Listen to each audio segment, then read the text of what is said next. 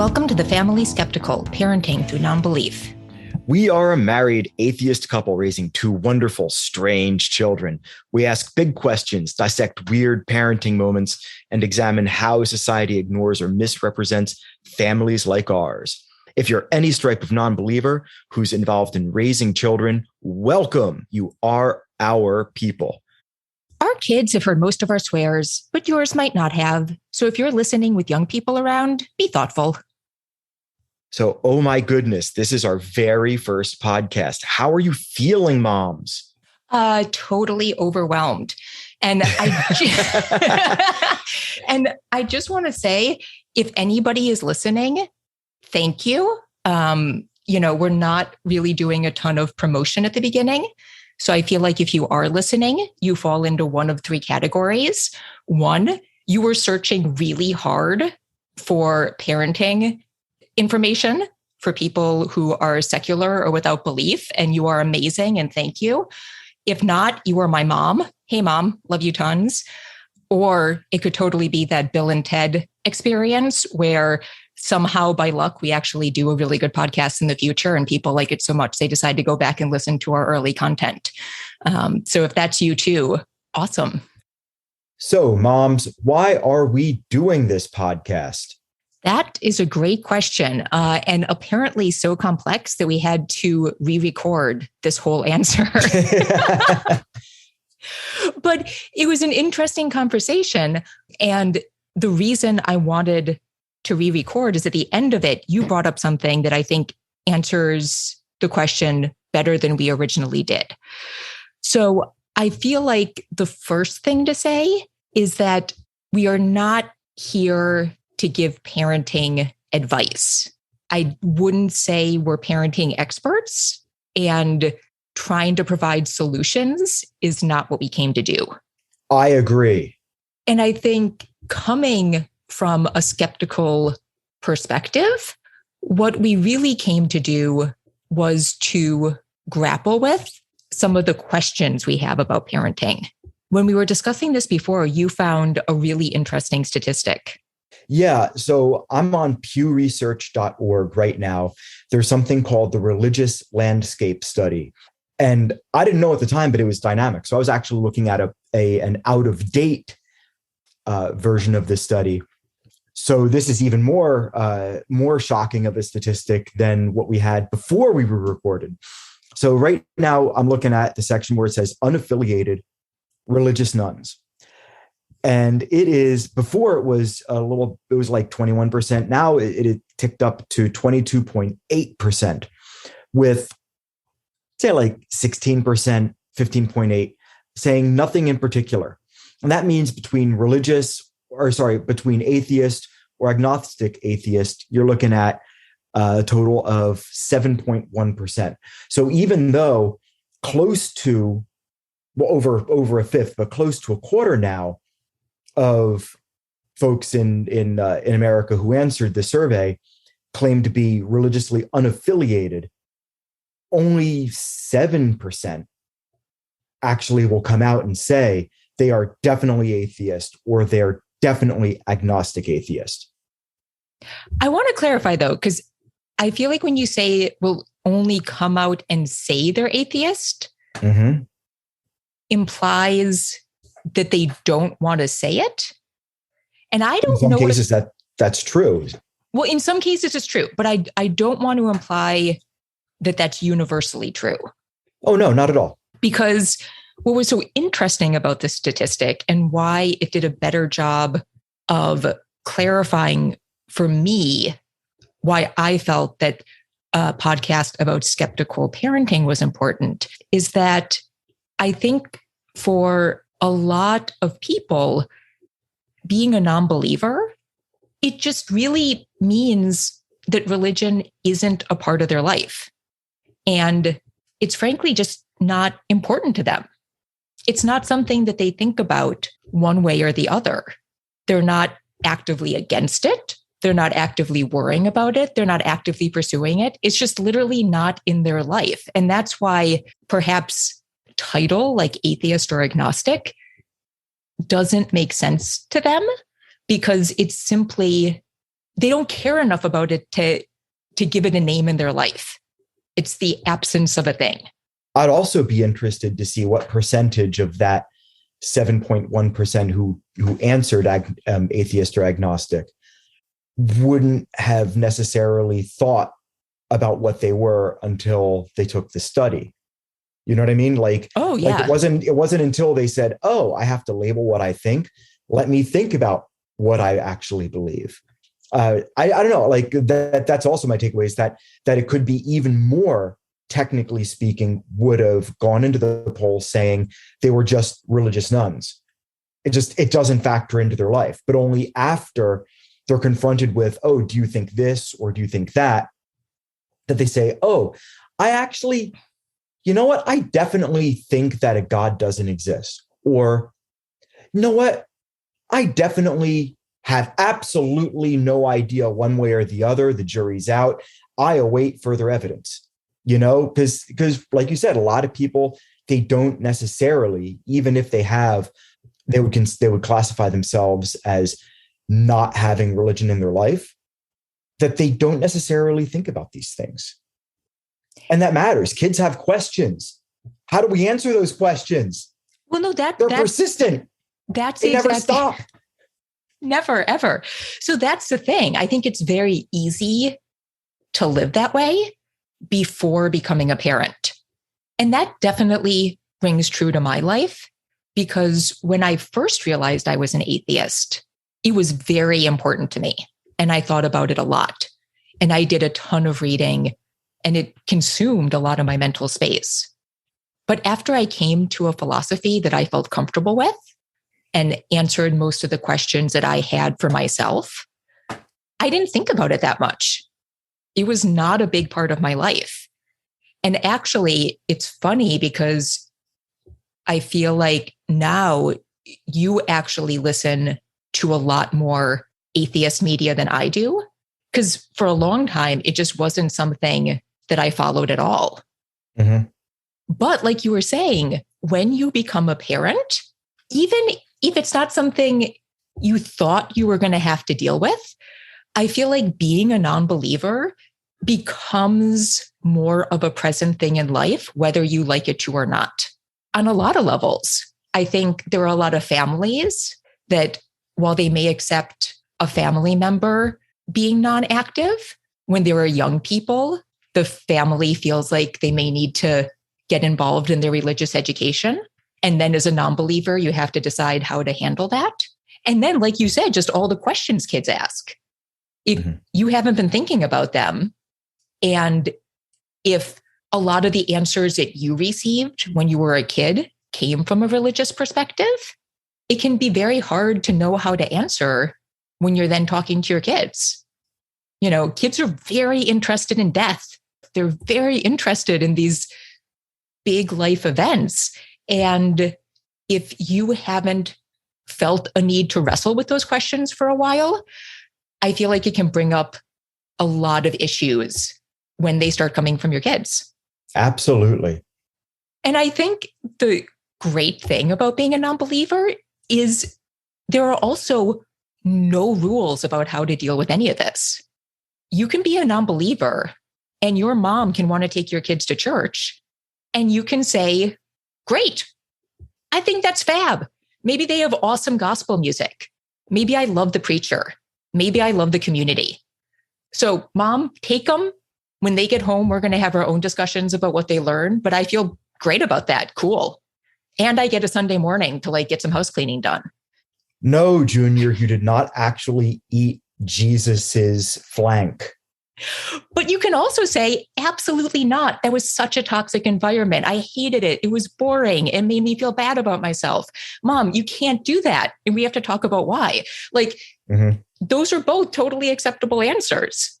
Yeah. And it's also great because as a parent, you do yourself a disservice, in my opinion, if you don't treat yourself as a human being first. Because when you treat yourself as a human being first, you give yourself the space to be emotional around your kids. So just like when your kids see you wrestle with big life events, they see that it's okay to emote.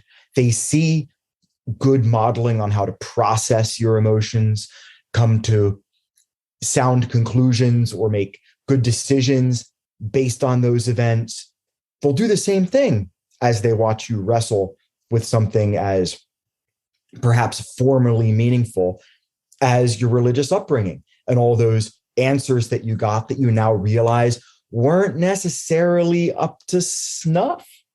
And seeing you go through that process itself is an educational tool you can give your children. You'd say that it's okay to be skeptical, that you don't need to have a preferred solution that you then, squirm every available piece of evidence into the box to make it fit. That it's okay to have an I don't know at the end of a big discussion or a big investigation. That it's okay to have a complete reversal of position after a big discussion or a big investigation.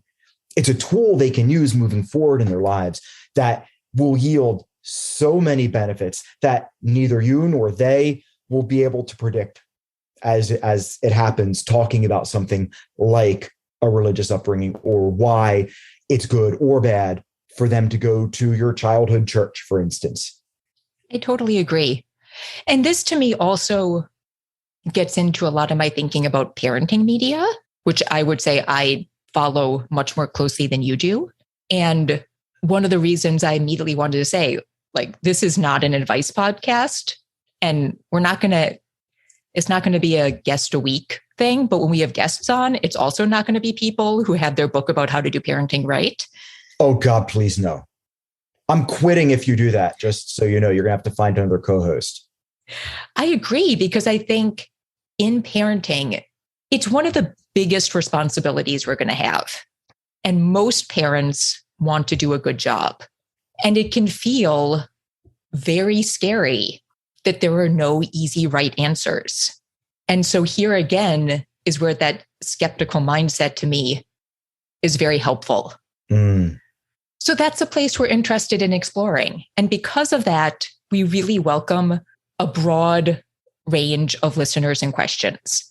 If you never really thought of yourself as a non-believer and are just figuring out how to deal with that as parents, great.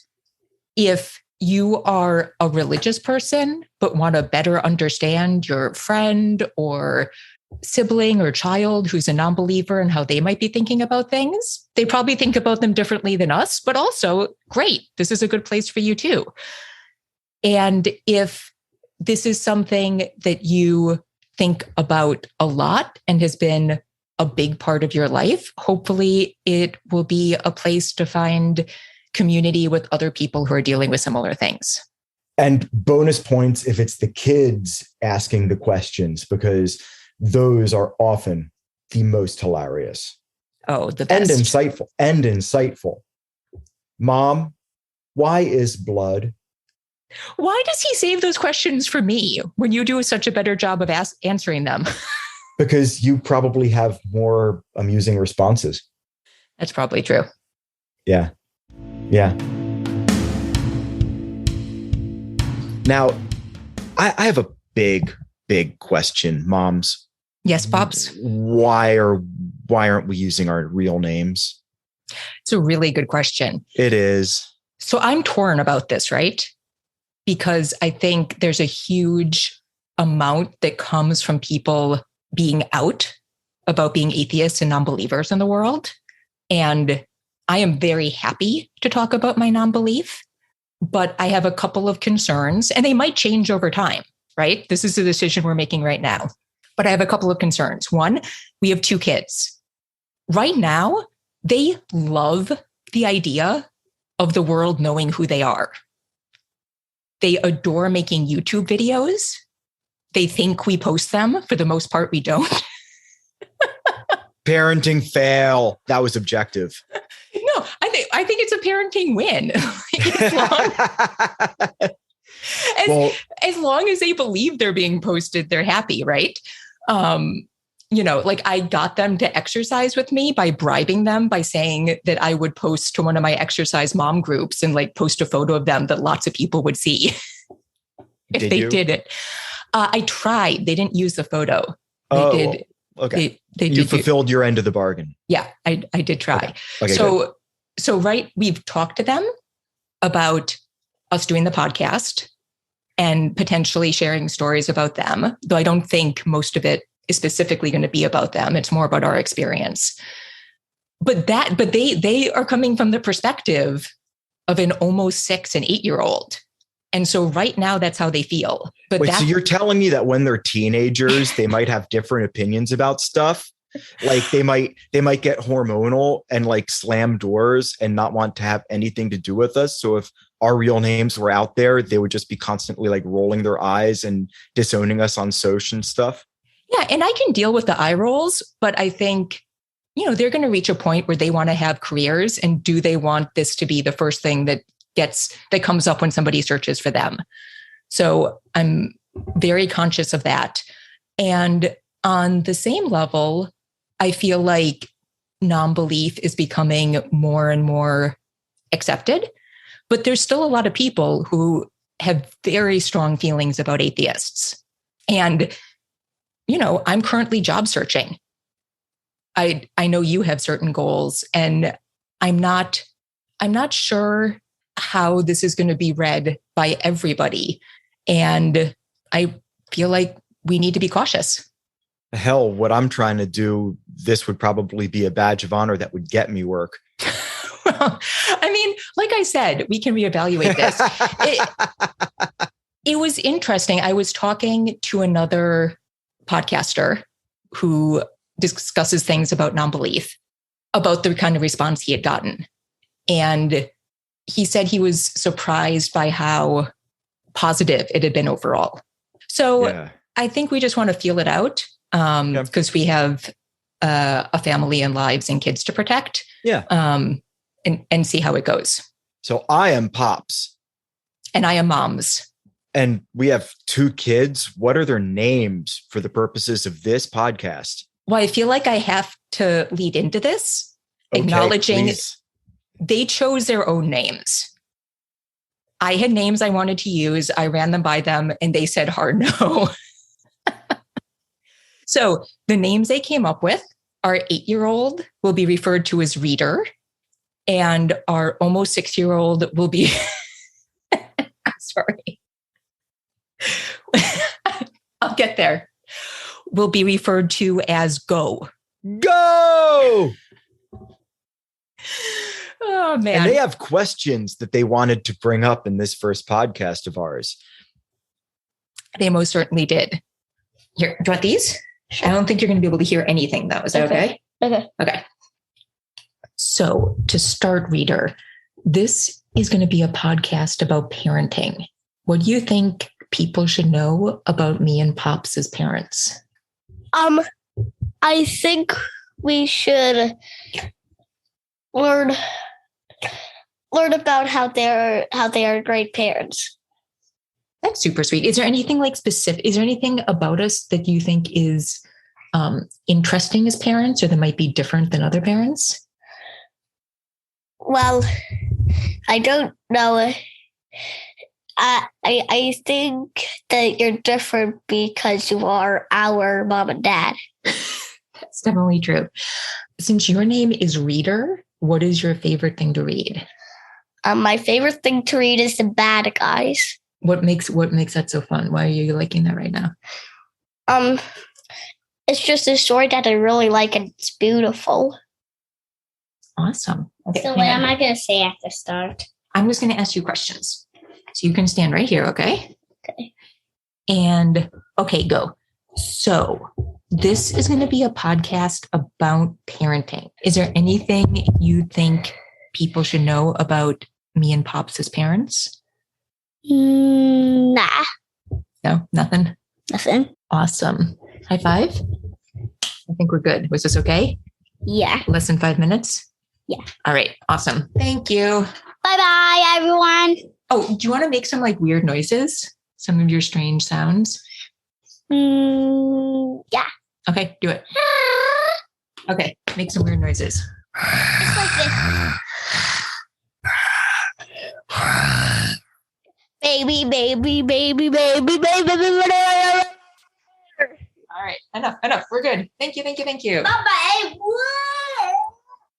So it is time for your future favorite segment of the show, which is TikTok Triumph. And we know how big TikTok is. Moms, back me up. I don't. I'm not on TikTok at all. Okay, never mind.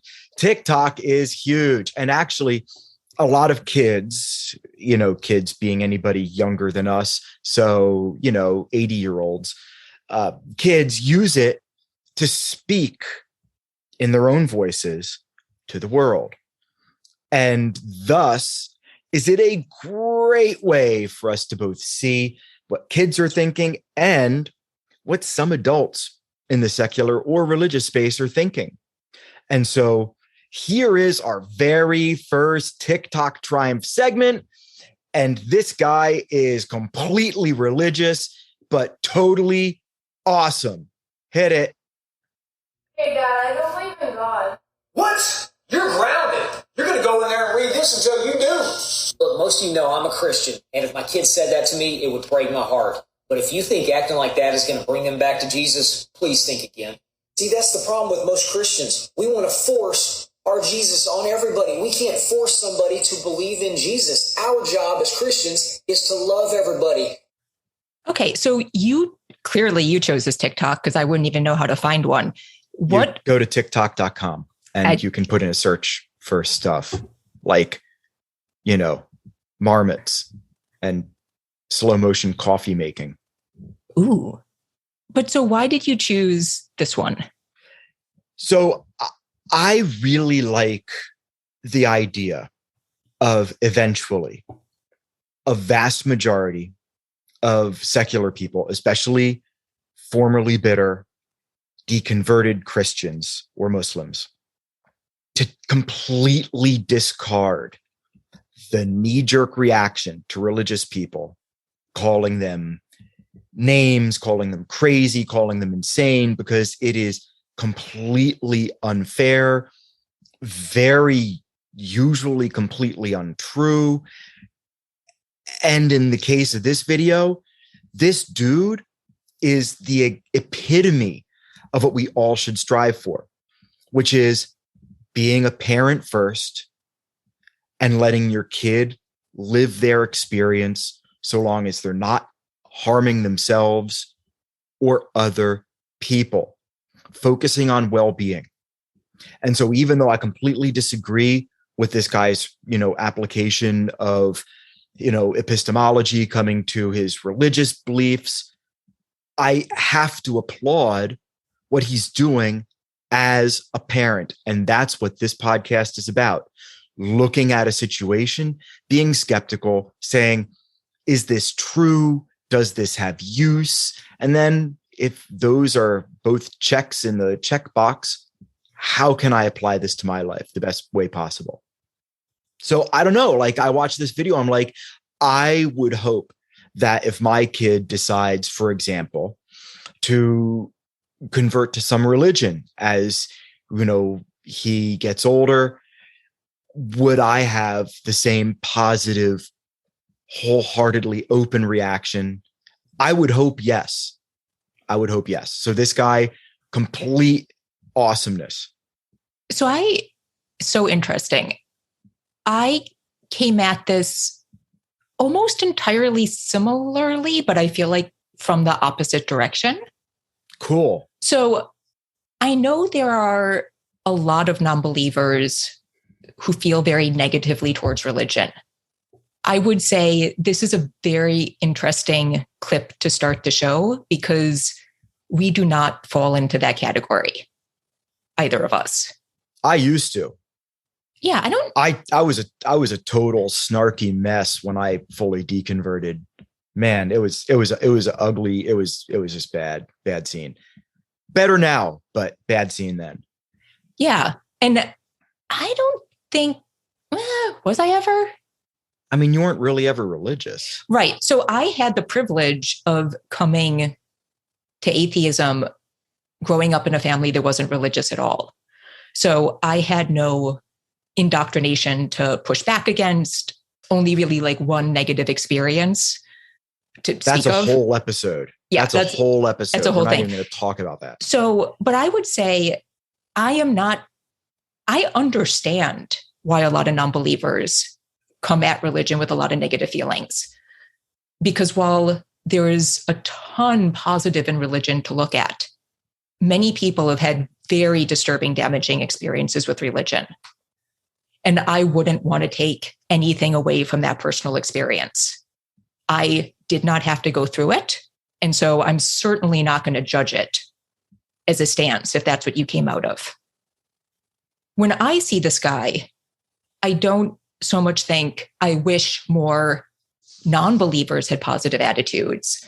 What I think is I wish more non-believers had this experience with religion so they didn't have to develop those negative attitudes, right? Preach. So that's what I hope. I also I may not be a snarky bitch about religion, but I can be a snarky bitch. I did in the back of my mind have a moment. I was like, I love his message, right?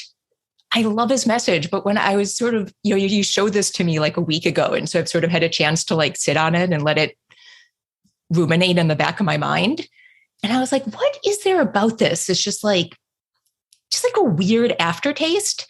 And I think and I could be totally wrong. For the record, I have not gone and looked at any of this guy's other content. So it could be fantastic. It could be real quiet. I just don't know. I know nothing about him. So this is solely from this video. Okay. But I just wonder, I'm I love what he's saying, but I just had a moment of is this a guy talking with the confidence of in the back of his mind thinking, oh, my kids would never actually do this because I've taught them such a positive version of Christianity? That was my that was my one question. It had a level of certainty and confidence that didn't feel like I've wrestled with a questioning kid. It more had the edge to me of I have so many answers. I know I won't really need to, but when you do, this is how to do it. And now I'm really interested in exploring the guy's TikTok video collection, because that is something that's a real thing. In looking at a lot of apologists online, reading about their experiences and how they talk to people, a lot of it is permitting deconstruction, permitting questioning one's beliefs, so long as the desired conclusion is still reached. And so that's what I would hope that he's not. But thank you for bringing that up, because it is totally common to put the idea of questioning, to put the concept of skepticism up as something that is possible for a kid in one of those religious families to do, encouraged by the parents. Oh yeah, read the Bible. We can discuss it as much as you want. If you have any questions, I know it's weird, and but the subtext being, but you're still gonna be Christian, right? And that's hard, because imagine being an actual questioning kid in a family like that. And then you come to a different conclusion. But because this is the way minds work. Once you've examined the evidence and you've established a belief, maybe that belief is, I have not been convinced that this is not convincing, not a convincing set of evidences. Then you're stuck with hiding the truth from your parents. That's hard. Thankfully, I did not have to do that. Yeah.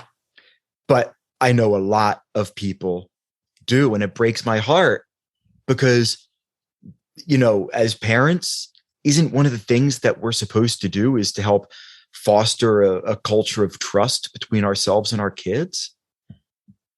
So I don't know, that itself could be a whole series of podcasts. But check this video out, guys. We'll put a link in the description below. Yeah. And also, after that outpouring in love and support, 2 years in when the kid hasn't changed their mind? How does the parent feel about it? Indeed. It's just an interesting question.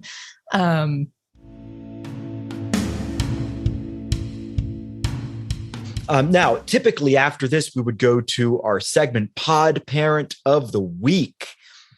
But this being the first episode, we have no pod parents to talk about. So if you listen to this episode and you want to write in or send in a video or an audio clip talking about an experience you've had as a secular parent, please do so. We will select the most interesting, not necessarily the most successful, and we'll talk about it in the next week's podcast. So, moms, what are we going to talk about to wrap this podcast up? First episode, what's it going to be? So first, I wanted to tease something coming up next week. So just like a heads up, the format of these first couple of episodes is going to be a little bit different than the show going forward. This week, we talked a lot about why we're here. I think next week, we might talk some about just how we define our non-belief, since that is so different for everybody. Yeah. And there may be some other sort of formational questions that need to be answered. So the first couple of weeks are going to be a little bit different. But I would like to tease that we're going to start talking about the book, It's Just God. And I read this book because it was the book that was recommended the most often on the online groups that I am in for parents who are secular. I have not read a word. No. And I will just say, I was surprised by this book. And I think we're going to have a lot to talk about. It'll probably go for more than 1 week. So this might become, I think this is going to become like a little mini segment that'll take us through a couple episodes. But we're going to start talking about that. If you've read it, we would love to know your thoughts on it. If you want to pick it up, it's a little bit of a ride. So we'll be talking about that next week. And I'll be surprising Pops with some of the things it covers. Okay. I cannot wait. And also, guys, maybe don't rate and review this podcast of ours until we get a few more of these under our belt, because as you can see, we're real raw and it's just going to get better over time.